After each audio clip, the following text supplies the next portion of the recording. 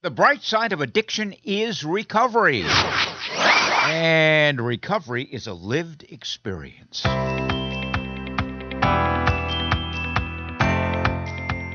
everyone. I'm Neil Scott. If you are new to our podcast, we welcome you.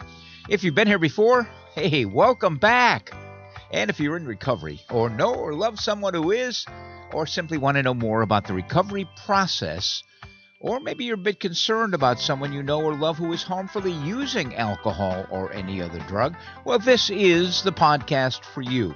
We carry the message of hope and the promise of recovery. And a reminder, you can find all of our podcasts at recoverycoasttocoast.org. Recent episodes have featured an interview with an Olympic gold medal winner, the brother of the late Chris Farley, Buzz Aldrin, the second man to walk on the moon, and Broadway legend Ben Vereen, all grateful people in long-term recovery. Plus conversations with everyday people in long-term recovery, sharing their story, their insight, their path. Now, before we begin the podcast, I do want to take just a moment to acknowledge and honor actor Sir Anthony Hopkins, who has been a bright, shining light as he recovers out loud. He just celebrated his 49th year in long-term recovery on the 29th of December. I'll be reaching out to Sir Anthony Hopkins in the new year, inviting him to share some stories of his journey with us on Recovery Coast to Coast. Stay tuned for that. Meanwhile, here's a short clip that he posted online, grateful for his 49 years of gratitude-filled long-term recovery. 49 years ago today, I stopped and I was having such fun. But then I realized I was in big trouble because I couldn't remember anything. And I was driving a car, drunk, out of my skull. Then on that fatal day, I realized I needed help. So I got it. I phoned up a group of people like me, alcoholic, and that was it. It's over. Anyway, I've had more fun these 49 years than ever. If you do have a problem, having fun is wonderful, having a drink is fine, but if you are having a problem with the booze, there is help. It's not a terrible deal, it's a condition. If you're allergic to alcohol, get some help. There's plenty of help around. One thing I did realize that I was not unique. There are thousands of people around like me. Anyway, I got sober and sounds a dull word, but I've had a wonderful life. They still employ me, they still give me jobs. I'm going to be 87 in 2 days' time. So I'm celebrating my long life, unexpectedly long life. So if you have a problem, you know where to go. Phone any intergroup, 12-step program, whatever you can do, because it is a killer. With that, Happy New Year. Award-winning actor and a great model for long-term recovery, the great Sir Anthony Hopkins on his 49th year in long-term recovery. In this edition of Recovery Coast to Coast, we're going to explore recovery of JP Beaumont. He's a former Seattle homicide detective.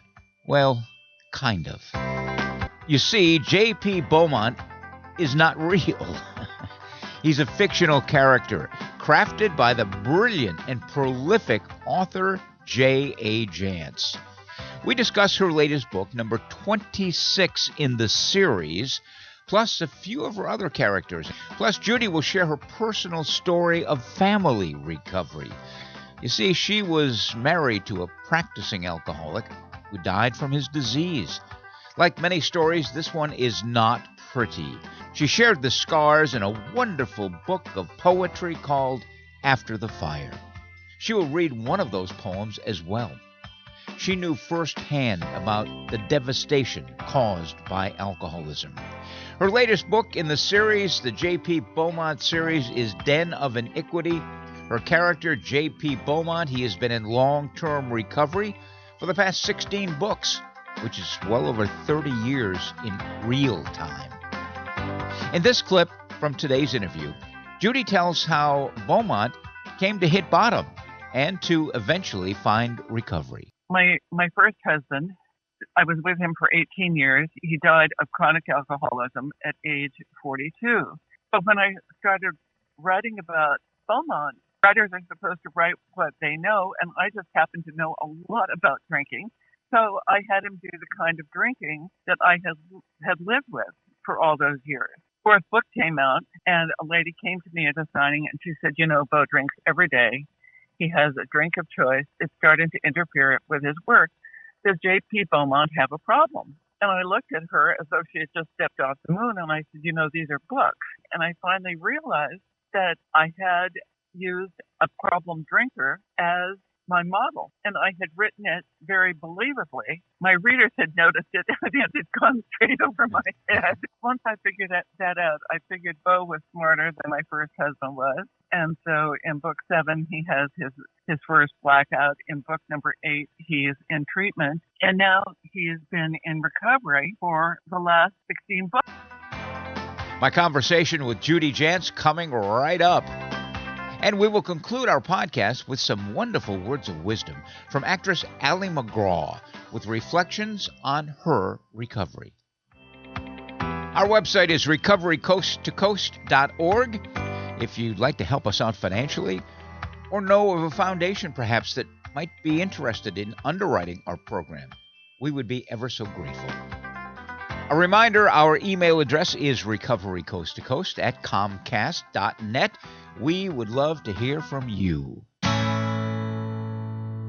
Recovery Coast to Coast is supported by Sundown M Ranch, one of America's oldest, least expensive, and most successful treatment programs. They are listed in Newsweek magazine's recent list of America's top treatment programs. December has never been a big month for treatment. Many who need treatment will make lots of promises to do something after the holidays. Well, guess what? Here we are after the holidays. And Sundown M Ranch should be in your research and your consideration for finding the best treatment center for yourself or loved one. Now, the reasons are many. First of all, they have been successfully treating adults, adolescents, and family members nearly 56 years. It'll be 56 in March. Secondly, their staff is absolutely top-notch. They've been together for a long time. They're well-paid. They're well-trained. They love working there. Third, one of the biggest barriers to treatment, of course, is cost. Well, Sundown M Ranch is one of the most affordable addiction treatment programs in the country. They take most insurance plans. They also provide a way to finance treatment if that's necessary. They would never want cost to keep people from getting well. They can do all this because they are a not-for-profit treatment center, and they own their own land, 30 acres at the mouth of the beautiful Yakima River Canyon. Addiction is a chronic, progressive disease that will only get worse without help or treatment. And Sundown M Ranch has treated well over 200,000 individuals and family members since 1968. If you or someone you know or love has been putting off treatment until after the holidays, well, here we are. Begin your road to recovery at Sundown M Ranch. Take a look-see at their facility online at sundown.org/gallery. It's where recovery begins. Well, it's time for coffee and conversation as we visit with a dear friend of mine, Judy Jance. JA Jance is one of my very favorite guests and a wonderful mystery book author. This prolific writer has had over 50 of her books on the New York Times bestseller list, including lovable characters like Allie Reynolds, a former TV anchor, Joanna Brady, an Arizona sheriff, and her first character, former Seattle homicide detective JP Beaumont.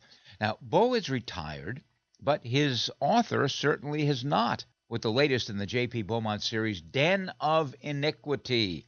I believe Beau was a rookie back in 1985.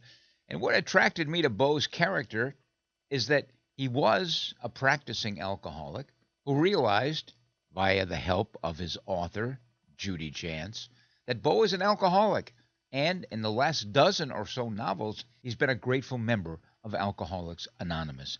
In fact, there's a beautiful story of that roundabout intervention on Beau, which goes back to an author signing when several people told JP Beaumont's creator he drank too much. The amazing author is JA Jance, who knows well, all too well, what alcoholism is all about. She was married to a practicing alcoholic who was an English professor and told her in no uncertain terms there's only one writer in this family, and it wasn't Judy. She continued to write and to put her writing in a safe deposit box. She's not a person in recovery herself, but golly, she understands it.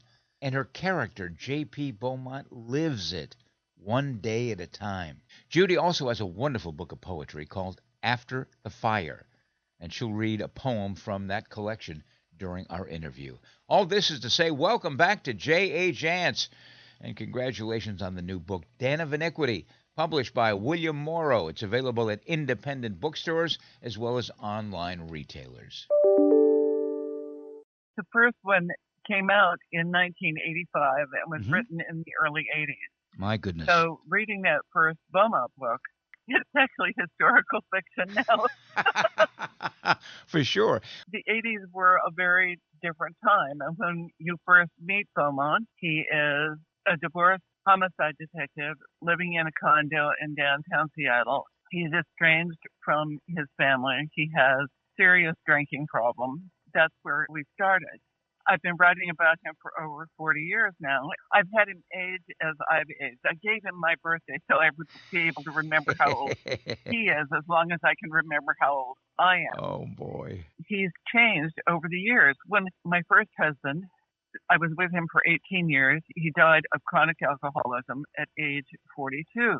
But when I started writing about Beaumont, he had to do something when he wasn't working. And writers are supposed to write what they know. And I just happened to know a lot about drinking. So I had him do the kind of drinking that I had lived with for all those years. Fourth book came out, and a lady came to me at a signing, and she said, Beau drinks every day. He has a drink of choice. It's starting to interfere with his work.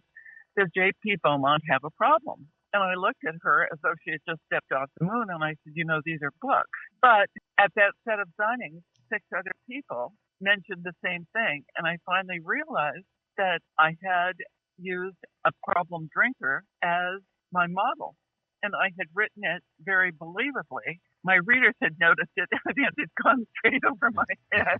Once I figured that out, I figured Beau was smarter than my first husband was. And so in book 7, he has his first blackout. In book number 8, he's in treatment. And now he's been in recovery for the last 16 books. I still have people who tell me they liked him better when he was a drunk. I worry about those folks. But his life has changed remarkably over the years. Eventually he reconciles with his family. He and his first wife's second husband become friends. One of his sons has grown up and followed him into police work. In one of the recent books, a book called Sins of the Fathers, he's living with his third wife, happily married now, sort of commuting back and forth between Seattle and Bellingham. And there's a knock on the door. He opens the door, and here's this guy who looks kind of familiar, but he doesn't really know who he is. And he has a diaper bag over one shoulder and an infant carrier in the other. And it turns out the infant in the infant carrier is Beau's granddaughter from a wild and crazy 80s one-night stand from a daughter he never even knew existed. And so sometimes characters from the past come back to haunt him, and that's sort of what's happening in Den of Iniquity as well. A little boy, he gave in an earlier book, there was a home invasion, and the only survivor of that invasion was a little boy named Benjamin Harrison Weston. And Beau took the Teddy Bear Patrol teddy bear out of the trunk of his car and gave it to that shattered little boy. Well, now Benjamin Harrison Weston is a Seattle cop too. So we re-meet Benjamin Harrison Weston. There's also a lot of drug activity, in particular fentanyl and an overdose death. Talk about that particular plot line. Well, in this book, one of Benjamin Harrison's acquaintances is an elderly woman who is convinced that her son didn't die of an overdose. It's written off by the cops as an accidental overdose. And she says, oh no, he was clean. Something else happened here. It brings Beau into the world of fentanyl overdoses. And in this book, you see how that overdose death has caused long-term ripples of despair and grief in one family after another. It really, writing about the fentanyl death and taking some of those people from just a slash mark on the fentanyl overdose death list in the county and changing those into real families with real loved ones really had a profound effect on me. It made me have a lot more of a connection to those, and it made me realize that those aren't just people, those are whole families. The new book by Judy Jance, JA Jance, Den of Iniquity. And, reading your books, Judy, all of your characters, it's like visiting old friends. In the case of Beau, of course, this time there's his son, his daughter, his wife, who happens to be the police chief in Bellingham. And the book is set in Bellingham and Ashland, Oregon, and in Seattle. What's the connection with Ashland, Judy? We used to go to Ashland every year. And then eventually we dropped our membership with the theater and don't go. But at the time, I wrote Ashland into the book. Well, it turns out that Beau's daughter and son-in-law have lived in Ashland ever since. But this book starts with Beau in his 70s, living in Bellingham with Mel, his third wife, minding his own business, out walking his dog. And he goes back to the house, and there's a strange car parked in his driveway. And this long, tall, drink-of-water kid steps out of it, and he realizes, hey, it's his grandson, Kyle, but it's a school day, and it's 2:30 in the afternoon, and what's he doing 8 hours from home, and how come Beau didn't know about it? Well, it turns out that Kyle's parents are getting a divorce, and his father has moved his pregnant girlfriend into the house, and Kyle has run away from home to come to Bellingham to ask if he can live with Grandpa and Grandma. All of a sudden, their sort of stable life as a couple is put on its head by having this high school senior come live with them. And that was a fun part of the book to write, because bridging the communication chasm, it's not a gap, it's a chasm between 70-year-olds and teenagers is a challenge. Well, it's a fascinating book. It's a page turner. I read the whole thing probably in a day and a half. Yeah, that's good news and bad news, because when I get to the end of the book, I'm thinking, oh my God, I'm at the end of the book. I'm not liking this, so I try to slow it down a bit. What is next for you? I have the next Ali book is written and due out in the spring, and the next Joanna Brady book is written and due out next fall. So I'm still fully employed, and I'm getting ready to start on the next Ali book. So, dare I ask, will there be yet another Beaumont? I can't imagine that there won't be. Of course, if a tree falls on me in the middle of a winter storm, Den of Iniquity might be the last Beaumont, but I personally expect to write another one. I really like the guy. We've been together longer than I've been with my second husband, the good one. I'm not ready to let go of him yet. When it's time to write a Beau book, his books are written in the first person, but it takes just a matter of a few paragraphs for me to be back in Beau's mindset and hearing what he hears, hearing what he says, and hearing what he thinks. And he has sort of this lovably curmudgeonly attitude toward life, and I really like that. Have you ever been approached by any film companies, movie companies, about doing a movie based on any of your characters? People have talked, but it's been all talk and no genuine interest. In addition to all of the mystery novels that you've written, my favorite book, I must tell you, is still a book of poetry that you wrote called After the Fire, which contains some gut-wrenching poems, realistic prose about living with your alcoholic husband. I love that book, Judy. After the Fire really tells the story of that journey. I started writing those poems shortly after we married, and shortly after he told me there was only going to be one writer in our family, and he was it. So because I always wanted to be a writer, but he didn't approve. So after he was passed out in the evening, I'd sit at the dining room table and write poems. And I thought I was just being true to my art of being a writer. But much to my surprise, when I finally reread those poems years later after he died, I discovered that all along I was dealing with the central issue of my life. The problem worsened over the years. Those early poems are when I was still thinking everything was okay. Maybe it wasn't okay, but maybe it would be okay. And he promised that when we had kids, he'd stop drinking, but it turned out he didn't stop drinking. And then things went downhill until finally one day in the spring of 1980, I found myself out in the backyard, crazy as a loon, and I wrote this. The bottle shattered as it hit the wall. I stood with arm upraised and knew that I had smashed it. It could as easily have been his head. I wanted victims, and it wasn't hard to flush them from their hidden layers.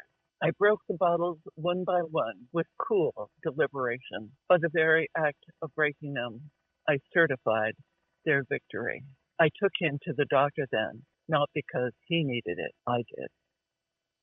Wow. Because at that point in my life, I was absolutely crazy, and I really did check him into a psychiatric hospital that night. But I had gone through the house, tracked down all his hidden bottles of booze, the ones in the flushing tank, the ones in the garage, and I broke every single one of those against the wall of the house that afternoon. So those poems were written during and finally after he was gone.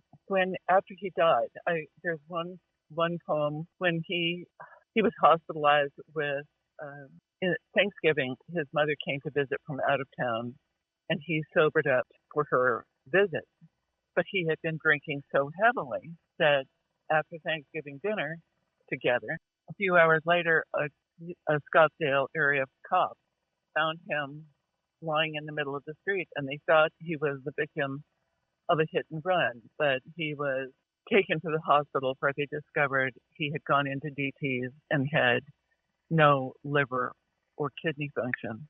And so my mother-in-law had only a 7th grade education, and she couldn't get a straight answer from the doctor. So she asked me if I would speak to them.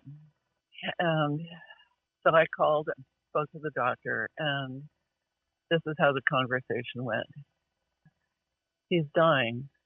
The words come through the line and hammer home, despite the doctor's cloying, unctuous tone. He's dying. This is what I wanted when I thought a widow's garb would suit me better than a court decree. He's dying. Should I go to him or stay away? What right have I to be there now? He's dying. I'll go. And that happened, of course, after we were divorced. I would write the poetry, I would stick it in the strong box and never looked at it again. And he never saw it because I wasn't supposed to be writing. But after his death, when I had to get out the documents you must sign, must present when someone dies, birth certificates, marriage certificates, those things, I found the poetry. And when I reread it, it was like seeing an instant replay of my life. And someone said, this needs to be a book. And now it is. The thing about living with someone who has an addiction issue is you become more and more isolated. The family becomes more and more isolated. And you think you're the only one this has ever happened to. And that book, when it lands in the hand of someone who needs it, is a lifesaver. I met a woman last spring in Scottsdale. She said, after the fire saved my life.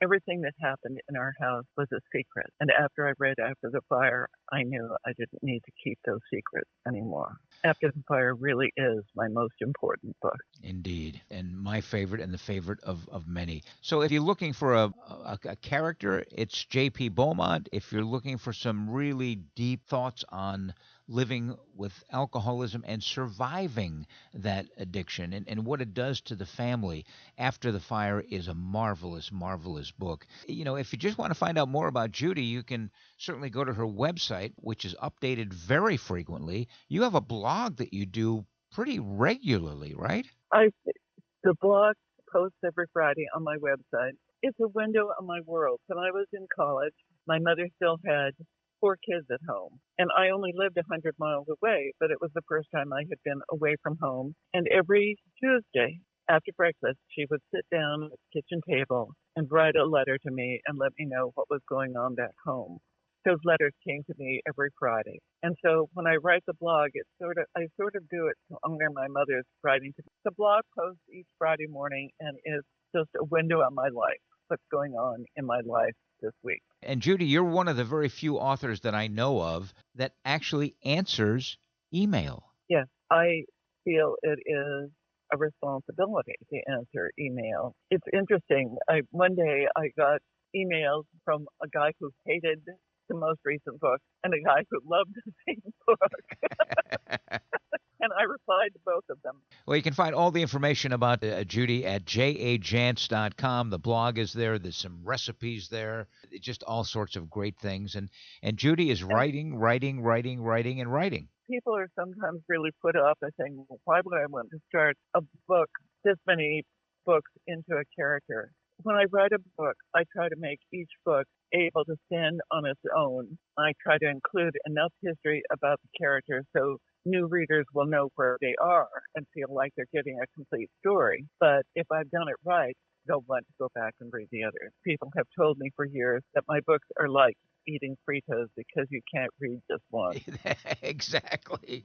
Well, the latest is JA Jance's Den of Iniquity. You can find it at your local bookstores. We encourage you to buy locally. Of course, you can also get it at Amazon and other online retailers. Again, it's jajance.com. And I, for one, am going to be looking forward to the springtime when Ali will be making another appearance. Judy, thank you so much for your time. I thank you from the bottom of my heart. Thank you very much, Judy. Okay. That's to you. I hope you enjoyed my conversation with JA Jance. The new Beaumont book is called Den of Iniquity, and it's available at independent bookstores as well as... By the way, I want to remind listeners of this podcast that if you would like to tell your story of recovery, regardless of the path that you've chosen, and as long as you've been in continuous recovery for a year or more, drop us a note at recoverycoasttocoast@comcast.net. Now, coming up next, some recovery insights from award-winning actress Ali McGraw in just 30 seconds. She has always been your baby, but when your daughter got into drugs and alcohol, she turned into a stranger. What do you do? Where do you turn? Contact Sundown M Ranch. Sundown's nationally recognized youth treatment program guides young people back to a life free of drugs and alcohol. All treatment is gender-specific and directed by caring certified professionals in a safe environment. You can get your daughter back and get to know her again. Go to www.sundown.org to learn more. And now, as promised, some inspirational thoughts from an amazing actress, Ali McGraw, a woman in long-term recovery. When I look at the person I am today, I appreciate what I see. I accept myself. I care about myself. I value myself. Because I want to continue feeling this way, I choose to think self-affirming rather than self-deprecating thoughts. I tell myself, I can do it. I'm capable. I deserve it. I'm worthy.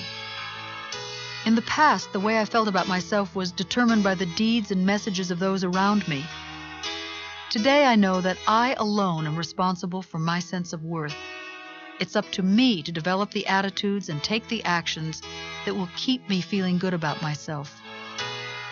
Now that I've come to know and respect my true self, I no longer have to hide behind masks, walls, or possessions. My life decisions, including where to live, what to wear, what to own, are motivated by what is good and right for me, what will make me happy, what my real needs are. Self-worth helps me to be comfortable and open around other people, and to be confident in what I do. Especially exciting is the prospect of what I am becoming, of what still lies ahead. Thought for today. As I heal, I develop an increasing sense of worth from the inside out.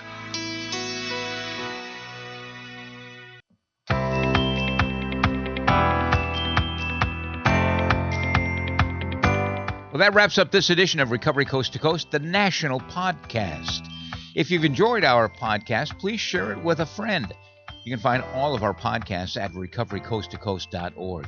And if you'd like to get in touch, our email is recoverycoasttocoast@comcast.net. And also, please hit the subscribe or follow button. It's free, and you'll be notified the next time we publish a podcast. If you're considering treatment for a friend or a loved one, be sure to visit NAATP.org/AID, the Addiction Information Directory. It's a list of those treatment programs that adhere to the strict ethical guidelines. And one of them is Sundown M Ranch, but there are a lot of other treatment programs, good programs available as well. Remember, if you know someone who's experiencing problems with alcohol or any other drug, here's a 24-hour national helpline that offers free information and confidential referrals for treatment. Spanish-speaking individuals are available as well. It's 1-800-622-HELP. And we encourage you to check out findsupport.gov. It's a website designed for individuals, families, and friends with information including how to pay for treatment, including low-cost and, in some cases, free treatment options. You'll find healthcare support there, how to help yourself or someone else. It's all in one place at findsupport.gov. And join us next time for America's Voice for Recovery, Recovery Coast to Coast, the national podcast. And another shout out to our sponsoring organization, Sundown M Ranch, where recovery begins, sundown.org. I'm Neil Scott, reminding you to stay healthy in the new year, live in gratitude, and be kind to others. Remember, the bright side of addiction is recovery. Pass it on.